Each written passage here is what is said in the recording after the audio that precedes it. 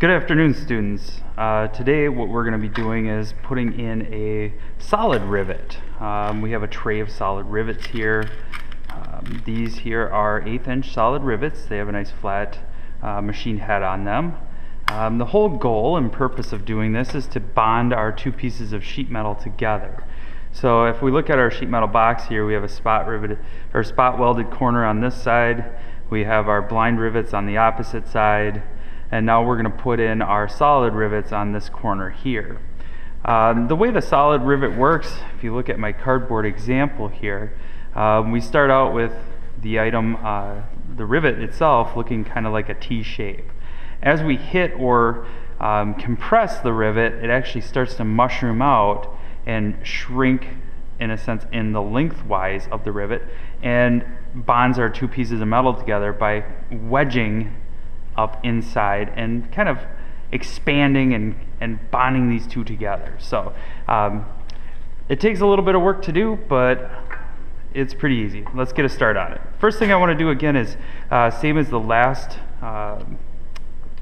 rivets that we put in, we want to lay out kind of where the tabs are at. Mine are a 1/2 inch long tab, so I'm going to kind of put some indicators on here, and again I want to stay inside of this area. I'm going to measure and lay out kind of where they're going to go. I want to make sure I put my rivets in the meat of the tab, and I don't want to miss and put it too far above or below.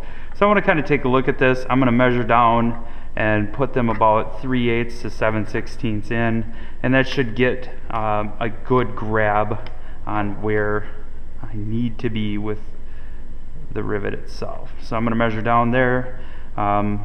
Measure up here. Okay, so kind of giving two indicators as to distance away from the edges. I'm also going to take and I'm going to mark in how far off the edge of the box. So I'm going to be coming in from the edge of the box, measuring about 1/4 of an inch, placing the rivets dead center in that area. Okay, let me put my ruler away and my pencil away here. I'm going to grab some tools. I have a variety of tools on the table, as you see here. I have this tool from yesterday. It's called Scratch Awl. Again, very sharp point. This can injure you. Anytime we do pick this up and carry it from table to table or area to area, you always want to put your finger next to the point, never around or over the tip, and then we want to carry it down towards the ground. Okay, so we want to hold it down like that. But for this case, we're sitting on a bench here. I'm going to pick this up. I'm going to hold my tool in my hand in this fashion. Take my tool, I'm going to line it up with the center mark or the plus that I made. I'm going to take my hammer, this is called ball peen hammer. I'm going to hold the grip. I'm not going to be driving rivets with it today, so I can short grip my hammer. I'm just going to tap it. This is going to give it a place for that drill bit tip to start in.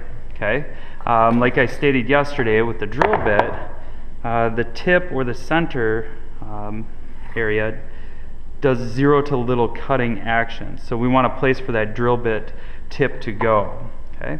Then we take our drill again with our 1/8 inch drill bit on here.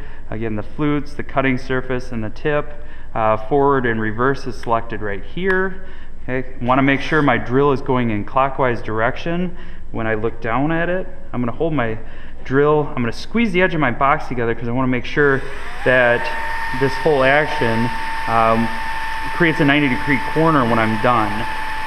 I'm going to drill my hole all the way through one part of the sheet metal box. There we go. I drilled into the chunk of wood below. Okay, that's why we have this sacrificial chunk of wood. Okay, notice it says drill on here. Please do not drill on the tables. We want to actually do our work on some scrap lumber. I'm going to drill my next hole here again. Move your hands out of the way so that way your drill bit doesn't touch your hand. It's going to be relatively hot.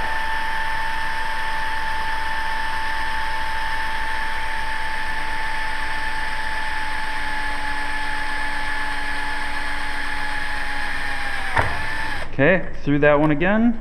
Okay, take my drill out. I'm going to put that down on the table. I'm done with that for the present time. Again, take and shake off the dust, brush off the dust. The metal's going to be a little bit warm to the touch. Just be aware of that, okay? The shavings will sweep up towards the end of class here. All right, I got to move here to the next part of the station, which is going to be the anvil. This here is set up for you to actually do your rivet work on. Okay, I'm going to move my clamps and my boards out of the way so I no longer need those next to me. Now I'm going to take one of my solid rivets, and if you get another close look at this, that's what it looks like. Okay, there's two ways we can go about doing this. We can take our solid rivet. If you want to put the finished machine head on the inside, you can do that. It's your project, it's up to you. We're going to slide that through the hole. Okay, once we get that in there, we're going to take our metal box, we're going to slide that over the surface of the anvil, and then we're going to take and hold our box nice and tight. We want to keep the box relatively flat or level.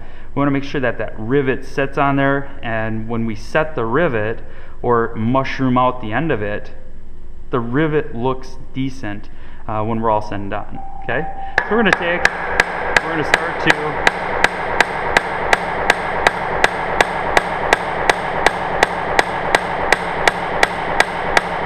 set the rivet or mushroom it out. Okay, so as we look at this, you can see how it's compressing it down. I would keep working on that a little bit more to get that to kind of look uniform and even all the way around. Okay, that's an easy way of doing it. Okay, so we put that against the anvil and we start to drive our rivet down. The more challenging way is to actually get the finished side on the exterior. Okay, and then you're going to want to hold that. You're going to hold it up just a little bit, and when we start to drive it, okay, as we drive our rivet, it's going to mushroom out on the inside here, tightening the metal down and making our fastened seam. Okay, so give it a shot, give it both ways, so that way you can see how you can do it two ways and experience kind of the easier and then the harder way of doing it. Some things that you want to avoid, let me grab another box here. Some things that you want to avoid, let me turn it around, is actually slipping and hitting your metal box. If you do that, you're going to put some dents, some dings, and things that you're going to be assessed on later into your box. You can avoid that by holding your hammer correctly. Okay, so when we start to actually drive, we're going to put our thumb out like this. We're going to grab a hold of the back side of the hammer, the handle section. We don't want to hold it up too close because then we won't have enough leverage or enough force to drive the rivet correctly. So we want to hold it back here, get the weight of the hammer doing the job for us. Does that make sense, guys? All right, so let me show you what we're going to have for final product here. These will be nice and tight. You want to check them. They shouldn't rattle at all. When you're done with them, the box side should be smooth on all four sides. Okay, so do a good job and show your instructor when you're done.